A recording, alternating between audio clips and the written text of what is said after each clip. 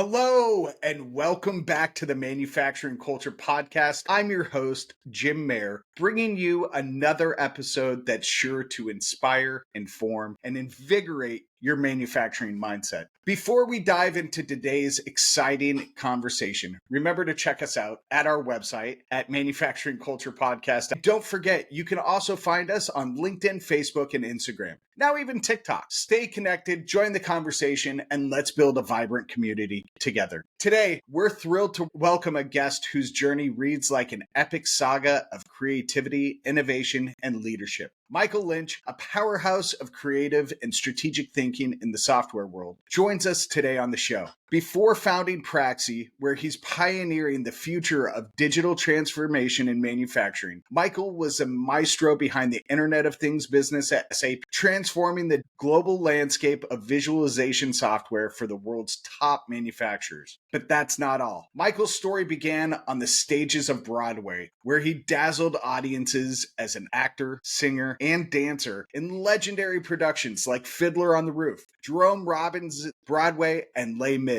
From the bright lights of Broadway to the forefront of technology innovation, Michael's journey is a testament to creativity and transformation. So grab your cup of shop floor coffee and let's dive into the conversation that's bound to be as captivating as a Broadway hit. Filled with insights on leading through innovation, the intersection of arts and technology, and the endless possibilities that creativity brings to the manufacturing industry. Welcome to the Manufacturing Culture Podcast, Michael Lynch. Hey, Michael, how you doing today? Doing great, Jim. Nice to be here. I hope we can dazzle some folks with some stuff that has some real value to them. Yeah, the only thing left out of that, if anybody wants to see humiliation, I was also on General Hospital for a couple of years, the TV show. And so if you want to see me in a mullet, I think you can probably find something on the internet back when I was good looking and had a tacky haircut. It's all good. All good time. Oh, my jaw. I have to pick my jaw up off the floor here. I'm in the presence of a soap star here. Michael, are you okay with me finding a clip of it and tagging it in the show notes? Totally, yeah. All right. The best thing about it was actually the dressing room, which was under the stage. Like we'd have to walk upstairs where they had the sound stage, but underneath was the dressing room. It was like a beehive and just all the crazy stuff. Like, remember there was an old movie with, I forgot his name, Robert Downey Jr. called Soap. And it was very much like that. It was kind of crazy. But, That's wild. Whatever you want. It's all humiliating and fun. Let's do it. I love it. Well, thanks for being with us today, Michael. This is going to be a fun conversation. I ask all my guests to start out, just tell us your journey. Tell us your story. How have you gotten from, where you were as a young person into acting and dancing and singing to where you are with Praxi and manufacturing? Yeah, it's a weird journey, but probably I would give credit to my mom. She was I think her job title was actually computer at White Sands Missile Base very early on. So she was a brilliant person. And, we were the first kids because we're old. I'm old. We were the first kids on the block to have computers. I had, the TI computers, and they actually had a startup making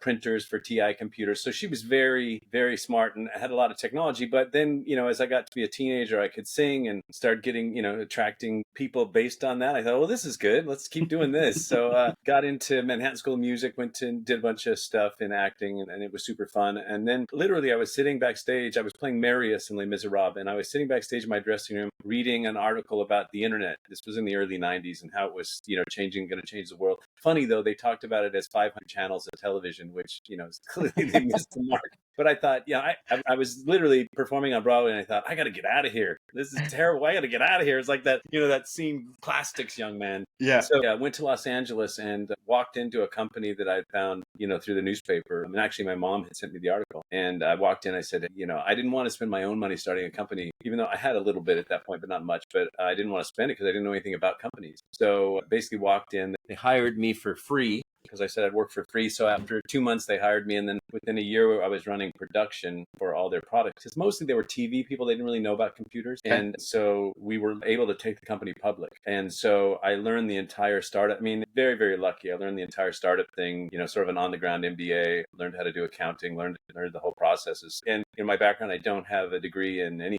I went to music school for 2 years prior to jumping on Broadway. So basically, it's all hands-on learning. And then we built a couple companies. This company was a 3D gaming company, 3D which led me to solid modeling, which led me to manufacturing. Then we started this company to do visualization. We ended up selling that to SAP. And then because of our background selling to lots of manufacturers, I was in the manufacturing group and they were trying to figure out the IoT sector and they gave me that. And so in the industry 4.0 IoT, I ran that for a couple of years and then started Praxi. Wow. So tell us about Praxi.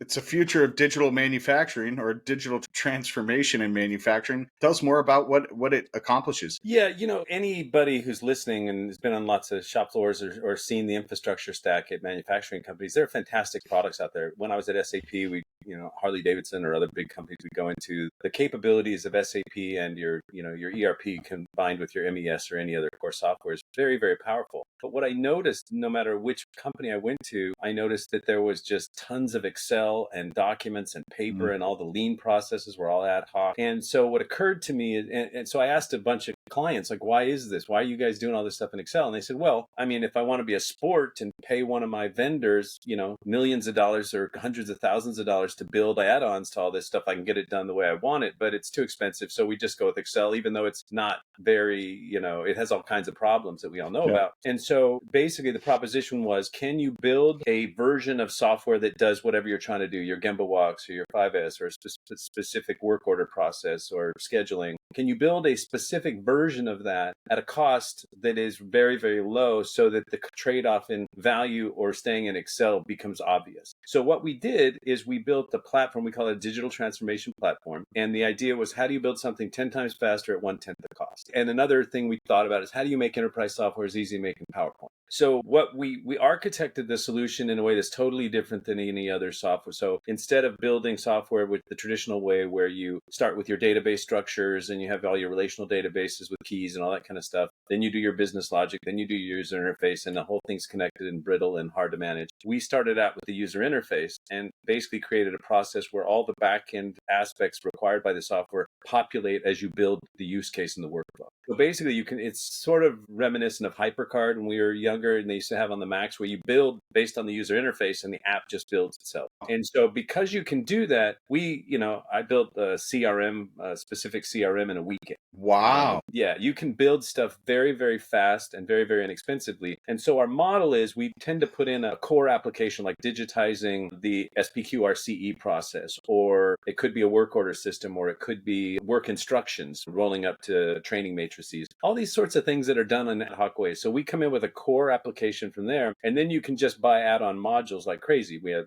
basically 75 lean elements, and all those things are all digitized, and you can just put together your solution and basically digitize all this stuff. It's a big pain in the butt now. Look, I didn't cuss. Good. And it's okay if you do.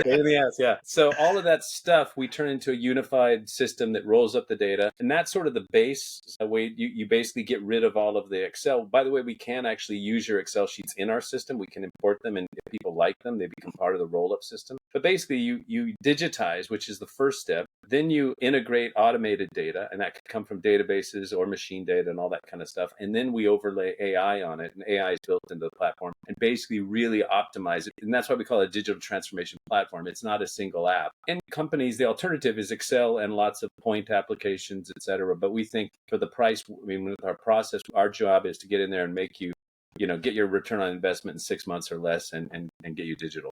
Yeah, that's awesome. How many employees does Praxi employ? We're in the 50 people zone right now. It's really interesting. Like in my last company, we were invested in by Sequoia Capital, Sutter Hill, NVIDIA was an investor. To get going, I think our first investment was $5 million, and we eventually had a total of investment somewhere in the $40 or $50 million range we raised throughout the process. Praxi has been invested in by a few angels, at a fraction, and the speed and the scale of what you can build today based on the cost and what you can do with the amount of people you need to employ. Yeah, that's awesome. And I think a lot of it has to do with everybody on the team's very experienced. We know what we're doing, so we don't have lots of fat or mistakes and that kind of stuff. It causes a lot of problems. Like in my previous company, we raised $5 million, and what happens in those companies is the venture guys, today it's even like insane where companies will go out and raise $100 million. And basically they put it all into go to market. So they're buying customers, and it's all about scaling, all about fast. The problem is you don't know enough about the problem to scale. And so you scale very quickly on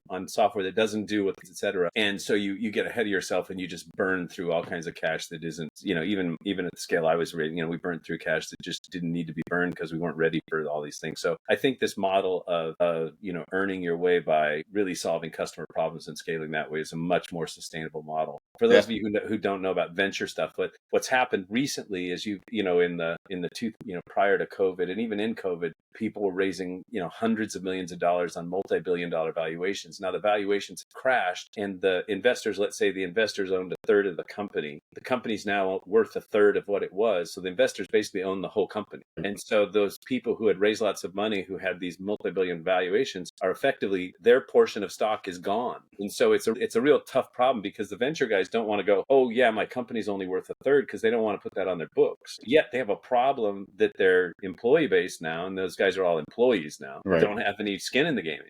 So it's a very tricky process, but I think the best approach now is to grow with your customer base and really create an approach that's scalable and very profitable. That's great advice. What is the culture like at Praxi? I mean, this is a manufacturing culture podcast. We talk about culture in the manufacturing industry. I'll get to how Praxi affects end user cultures, right, by using the product. But let's talk about the culture internally.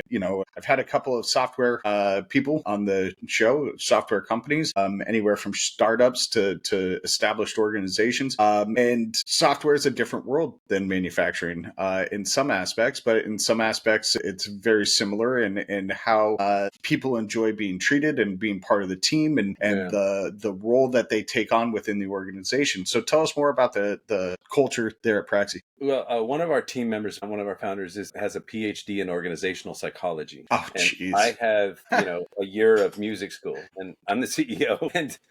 But he actually educated me on something. In your mind, what is culture? For me, culture it can be boiled down to, Michael, simply the alignment of values between the organization and its employees. Once you have that alignment of values, you've got the foundation of what will be eventually the culture, right? And no, that's exactly right. But the culture itself boils down, this is what he taught me. It's the series of norms of behavior. Yeah, absolutely. And so you can define that amazing culture on paper, and a lot of companies do, but their norms of behavior don't match their goal of culture. Yep. So culture actually is how people treat each other. So at an executive level, if you yell at people when they bring you bad news, the culture is don't bring bad news. Yes. And so from how Praxi operates, so when I sold our last company at SAP, I would be in these rooms with a bunch of executives, and I was an executive, I wasn't like the top guys. I was bought company. And so, but I was at, kind of 2 levels down from the very top. And those people are all very, very smart people. And so I was always the dumbest guy in the room. And there was, they would go around in these introduction meetings and they'd go, yeah, I did my undergraduate at Cal, and then I got my MBA at Harvard. And, it just went around. And they weren't mean people, but they were extraordinarily accomplished. And then they would get to me and I would throw out I did General Hospital and a little staying on Broadway, the end, And then the next guy who had a PhD from Caltech was like, I'm not going. Well, yeah. How do you match General Hospital, man? My point is that my personal, where I come from, and, my parents taught me this, and I think that culture gets led from the top, is that the idea matters, not the credentials of where the idea came from, that respect for all the people, et cetera, like that. I also do believe in hierarchical decision making. Because I've been in companies that don't manage that, where nobody can make a decision and everybody goes. So the fact that I'm the final call doesn't mean I'm better than you, or that, it's just we all have to agree that there's a decision-making process. So that means leadership can be clear and crisp without, ego injury. But everybody treats everybody as, on a personal level, as equals, and everybody's ideas matter. And, we'll shut down if somebody goes, well, I've been doing this for 20 years. I go, I don't care. Like, what's the idea? Right.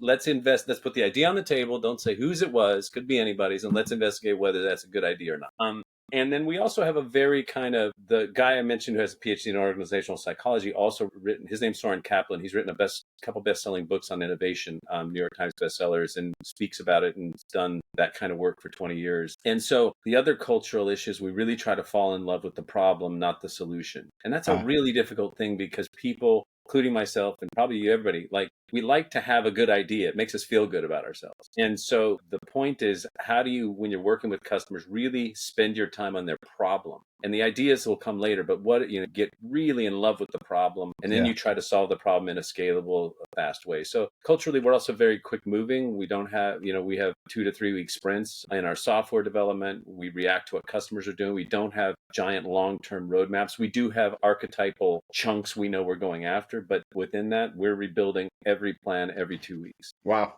That's amazing. And you brought up a key point, Michael, at least to me, about leadership. And you mentioned something that all of a sudden you looked around the room and you weren't the smartest person in the room, right? And to me, I always feel like leaders should fill the room with people who are smarter than them, right? Whether that's going into a board meeting at SAP or they're at Praxi, you've got to fill the room with people smarter than you because you have limitations as a leader yourself, right? Absolutely. I would say, though, I've been in the situation where I've hired people like that were smarter than me that weren't culturally like me. And that was a Okay. real big problem. Yeah. So, for instance, I had a CFO who was a Harvard grad at my last company and brilliant guy. And the internet install didn't work. He was head of operations. He was CFO and head of ops. He was COO, effectively, was his job title. Yeah. And we were small at that point. We had just raised a big round and we were starting to scale up. And something really simple, like we were in an office space and the internet connection wasn't working. And he kind of threw up his hands and goes, "This is bullshit,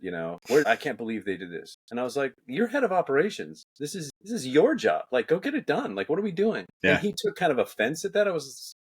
So to me, it was like he had always had a guy for that. He was an executive instead of a guy who got stuff done. Yep. And I think when you're scaling a company, often your job when you're small is not the job that your title says. Like, I'll go out to customers and we do implementations and I'll sit there all day with the people on the line, figuring out how the data flows and all that kind of stuff. That's not a CEO's job. Right. But, in specific times, you've got to do other jobs. And so you have to have the cultural match for those smarter people, because if they're really smart, but they want to live their best life every day, Yeah. going out to latte lunches when it's not that time today where we got to all grind for the next 10 hours. And, and he's controversial, but Elon Musk, the one thing that I hear from him is like, if we are going to work tonight all night, let's do it. That can be problematic with certain people who believe they've reached a certain status in their career or something. Yeah. Well, and that's going back to what I said earlier. That's where it's that alignment of values, right? If you don't value working all night or you don't value going and fixing the internet, then you're not a good fit for an organization that does value those things, right? Yeah, exactly. Value whatever it takes. That's part of, I think, our culture is like, whatever it takes, no complaining, let's get on with it. And I find that in most, working in manufacturing plants, walking the floor, most people are in that zone. There's not a lot of big ego, because everybody's fixing problems to keep the place running, So talking about manufacturing plants, let's shift gears. How does Praxi help cultural issues and create a better culture internally at a manufacturing facility? Well, digital transformation is half culture and half technology. Tell us more. It may even be more culture than technology. So when you're trying to do something, if you look at most lean processes, they're actually cultural methodologies. They're not so much technology, right? Absolutely. If you're going to do a Gemba walk, that means get out of your office. Don't be a manager up in the high windowed office. Get out, go talk to people, make sure things are going. Learn, build relationships. That's what a Gemba walk's actually for, and find where the waste you can remove and all that kind of stuff. So it's a mechanism to change culture. 5S audits, you end up with these cleaner stations. Well, it creates a culture of change, which is, hey, we do things well here. We're excellent. Also, it promotes safety, so you don't cut yourself with junk laying around on your workstation and stuff like that. So these are cultural elements. So those things being done occasionally on some piece of paper or Excel sheet that's dropped in a drive that nobody ever looks at, it gets put up in your stand-up meeting. Here's our 5S audits for the last month. Here's how we're doing. Why didn't we do them last week, James? Oh, we had a problem. I'll get back on it. So the technology becomes a roll-up and a real-time remember what we're all doing here.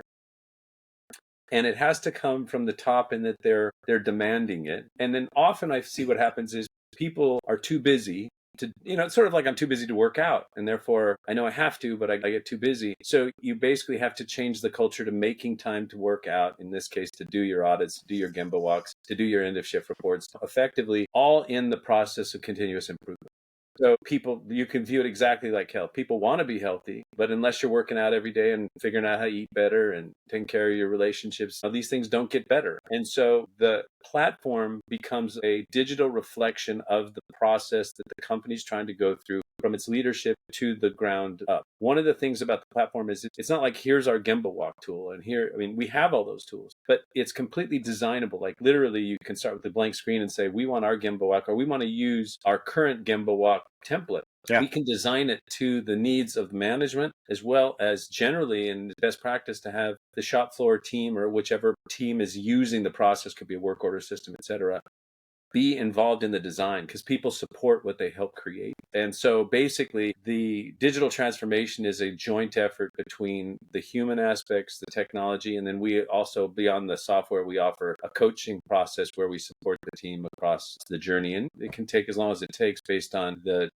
timeline or the maturity of the organization. But that's how the technology helps. It basically forces the question and makes the team, like we talked earlier on about culture, you have your, here's my cultural alignment with my goals and my values, and that's now in a drawer. Yeah. If that's part of a biweekly meeting and says, are we living up to this? That's different, right? And who owns Absolutely. each one of these things to make sure they're actually happening? What kind of advice do you give manufacturers as they're going through this digital transformation journey? Start really, I mean, it depends on the scale of the company, but start simple on with a couple of things. One would be your, create a metrics on your key KPIs and your SPQRCE board. And and everything can be manually entered. Well, like end of shift, you enter the data, it'll automatically populate your SPQRCE data. You start there. And then I would say pick one lean methodology that you're going to try to drive, Gemba Walks, 5S, 8D, whatever the processes are that you want to manage, so that you start the two things, which is we care about tracking these metrics because we're in continuous improvement, and we care about the incremental steps we're going to make in overall improvement of the culture.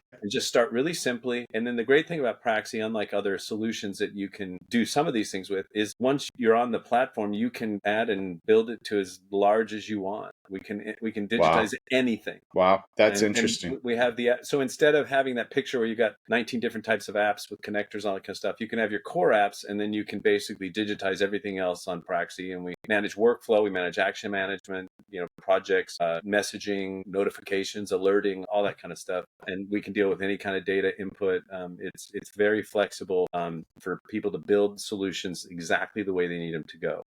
Yeah. And the only other thing I would say is that, AI is a big driver these days. Everybody's going, how do I use it? And Praxi, the word Praxi actually means the practical application of knowledge. It comes from the Greek word called praxis, and in a number of European languages, it's actually Praxi. And the point in that is AI is this like amorphous, like amazing thing that, people are using it to write documents and make pictures. But if you're an operations or continuous improvement person, how do I use this amazing new technology? We've built it into the platform. So at the point of work, and I'll talk more about it if you want, but at the point of work, it can optimize all kinds of things and give the workers or the expert in any area a co-pilot to do that particular type of work. But you cannot even begin to go down that road unless you're digital. Got it. Yeah, that makes sense. And Tell I think us in more. the next 10 years, you're going to get left behind because the productivity gains are extraordinary. So I'll give you a couple of really simple examples. Going back to a lean process like a Gemba Walk. You can go do your Gemba Walk, and we have a digital form for this where you're choosing the type of waste you want to do and the stations, and you're making your notes about your communications with the line people, et cetera. And you finish, let's say, 6 or 7 lines. Terrific. I've got this thing that I've captured some notes. But the good news is it's digital, and I'm tracking the Gemba Walk. Fantastic. Then you can click a button, and the AI will go out and generate a summary of your Gemba Walk for you and email that to all your executive team and all your managers.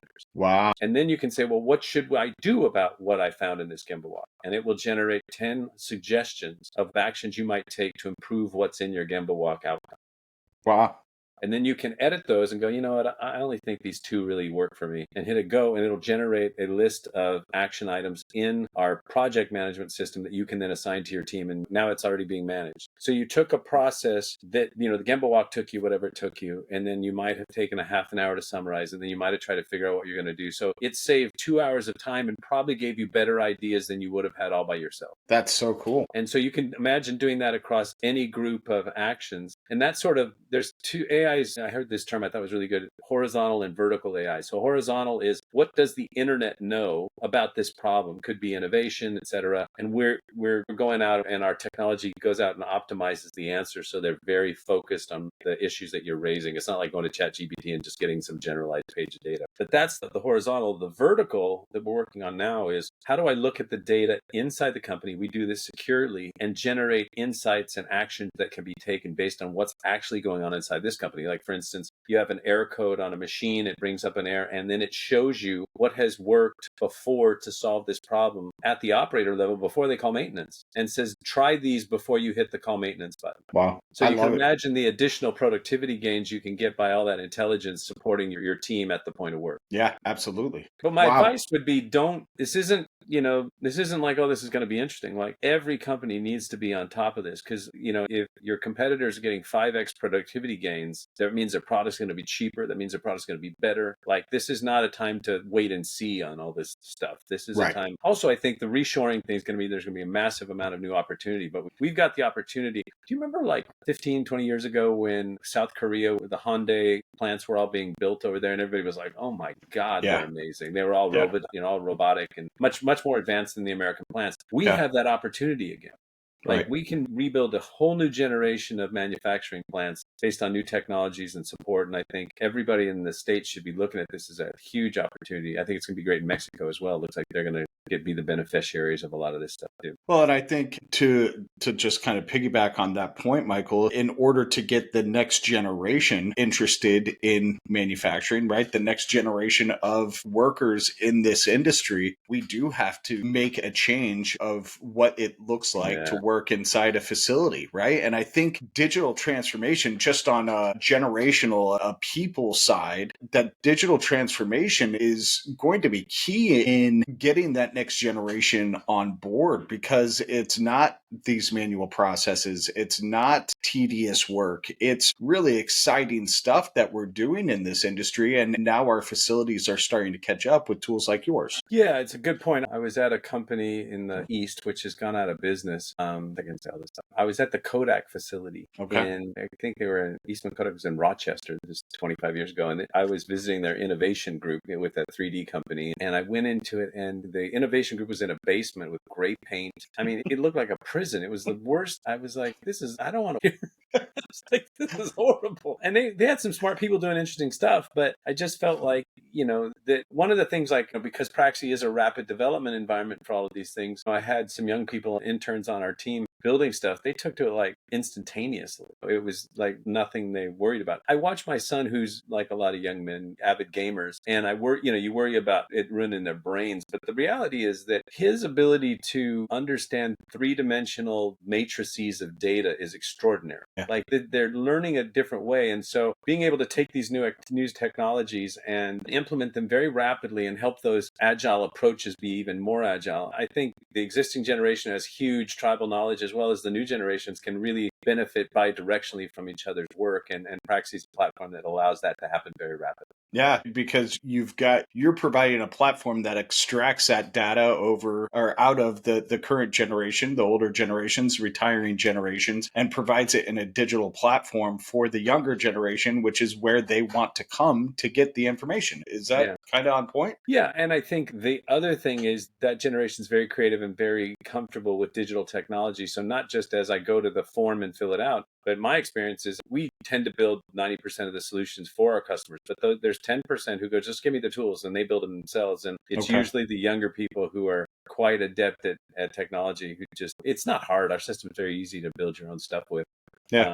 So I think, and a design standpoint, they can easily digitize their own processes very rapidly. That's awesome. Michael, how do you, Praxi, stay ahead of the curve in not only a rapidly changing manufacturing industry, but a rapidly evolving tech landscape? How do you stay ahead of that curve? Well, there are certain things that are really interesting and challenging. I would say the decision we made early on in our infrastructure decisions were critical, because the infrastructure itself is highly flexible. So for instance, when the AI APIs came out, a year ago, to the major models, whether those be Google models or Microsoft's or ChatGPT connections, we were able to connect to those models and have them built into our workflow systems in about 2 months. Wow. Because the infrastructure is so flexibly well designed that our head of technology came out of the massive data set environments of financial transaction systems. So he's a platform builder. That's what he does. And so I think one of the challenges of traditional relational software, so the world sort of breaks up into 3 levels as I look at it. You have traditional software vendors that are,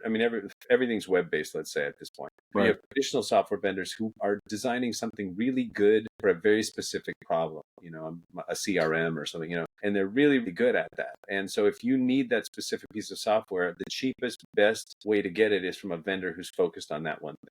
Then you have, companies that are trying to create platforms where you can build your own stuff. We fall into that.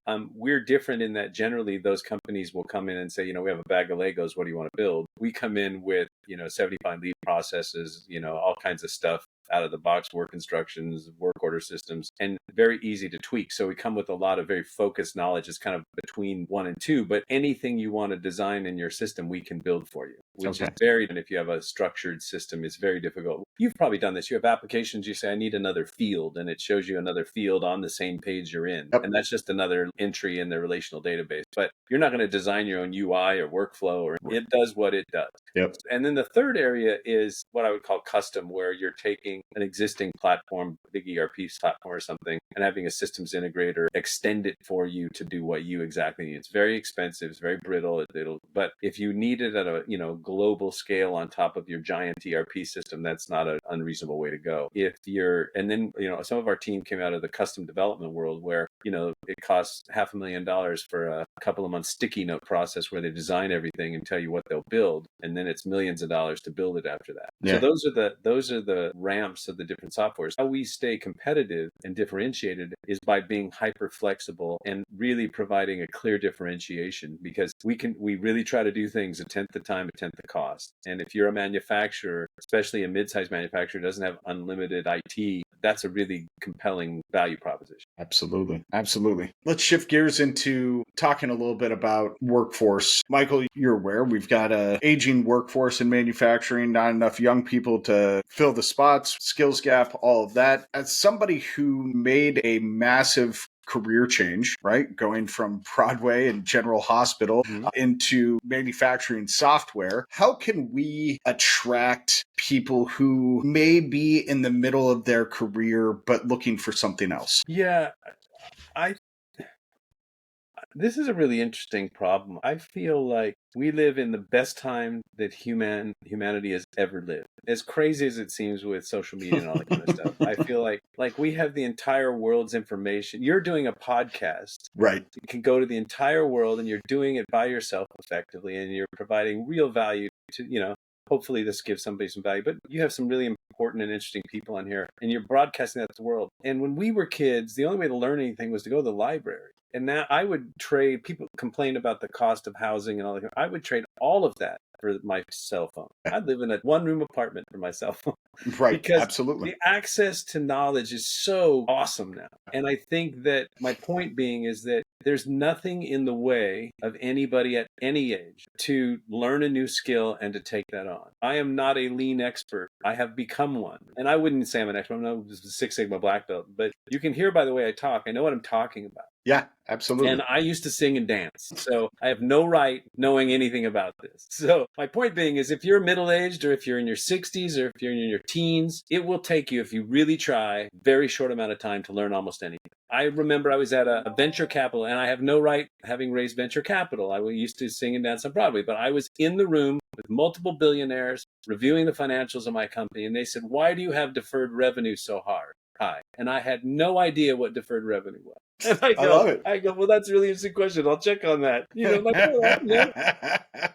So I said to myself, this is dumb. This is bullshit. Go learn accounting. So I spent about 2 weeks. There's managerial accounting courses online, and they're really good and they're free. Yeah. And I learned it all. And I came back and I said, well, the reason we have deferred revenue is because we often we close multi-year contracts, and therefore we can only take revenue on a monthly basis. And so if you have over a year, in year one, month one, you take 10,000, you'll have 100 deferred revenue. Like, are we ready to talk now? My point being is learn anything. It's all out there. Don't let anybody get in the way. Figure it out, and don't worry about people's low opinion of you, because you should know what you're talking about. If you do know what you're talking about, you can add value and people be really happy you're there. Like, I run into all the time where I say dumb things that aren't value, and somebody corrects me. I go, God, that's good. I'm glad I learned that.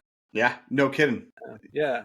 Knowledge drop for the day, right? Yeah, I love great. it when, all right, Michael, as we're wrapping up here, I always like to ask my guests, what are 3 things that anybody can do to improve the company culture at their organization? What are your 3 things? Well, if you're a larger company and can spend some money, I would say have a consultant do anonymous interviews with the interview with all your team, so you hear unvarnished what they think. So that's getting an unvarnished interview process. You might just have a friend do it. If you're a small company, just have a friend do it. They will give you all the unvarnished information. The other one I would say is flatten the organization, and then also clarify the cultural norms. And that is the third one, meaning, like, we recently did this where everybody's gotten used to this. I work all the time, so I'll work when I need to. And we're a virtual organization with people all over the world. And I basically had to say, culturally, you have to be available Monday through Friday between these hours. Because if we need to jump on a Zoom call or a team call and we need you, that can't be your day where you're playing pickleball. Right. Yeah. Like, I know you're working on Saturday. That's up to you. But Monday through Friday, you got to be online during these hours so we can all collaborate. Yep. And so my point being is really write down and clarify the reasoning and the agreements around the cultural norms that are expected, and let them hold you accountable as leaders to those norms as well, so that you are actually living what you say you're living. I love it. That last point there is something I talk a lot with clients about. So thanks for bringing that up. You got it. Michael, very last question. What haven't I asked you that you'd like to share with the audience today? This is not revolutionary, but if you want to get in touch with me, you'll send all the information. I'm happy to talk with any of your team members. Yeah. My michael.lynch@praxi.murray. Happy you can give out all my information, and I would look forward to talking with any of your team members. Love to help. Awesome. Yeah, I'll link not only the General Hospital clips that I may find in the show notes, but I'll also put access to your LinkedIn profile and a link to Praxi's website as well. Yeah, there's also on Praxi's website, you can schedule meetings there from me or one of the team will answer, and it'll be great to speak with any of your listeners.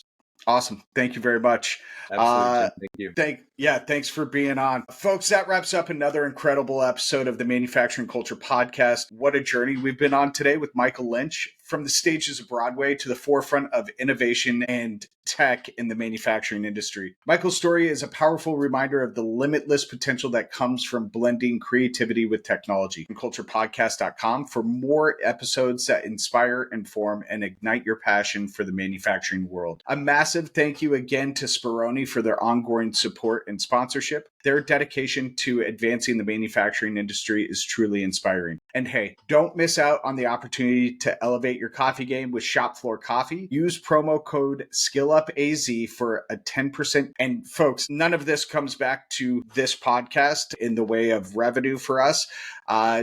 They donate what would typically come to us to Skill Up Arizona. So every time you buy a cup of coffee or a pound of coffee and you use that Skill Up AZ discount, not only are you getting 10% off, but Skill Up Arizona is being funded to provide apprenticeship and scholarship opportunities for sustainable careers in manufacturing. If you've enjoyed today's episode, please share it with your friends, your colleagues, anyone who loves a good story of innovation and digital transformation. Your support means the world to us. And while you're at it, please rate and review the show. Every time you review or rate the show, it rockets us up the charts on Apple and Spotify. And so more people find us, and that helps us bring you more content that you love. So thank you for tuning in. Remember, whether you're on the shop floor or shaping the future of technology, your journey is what makes this industry so incredibly fascinating. Keep pushing the boundaries, keep innovating, and let's make manufacturing culture something we're all proud to be a part of. Until next time, have a great day and keep making things.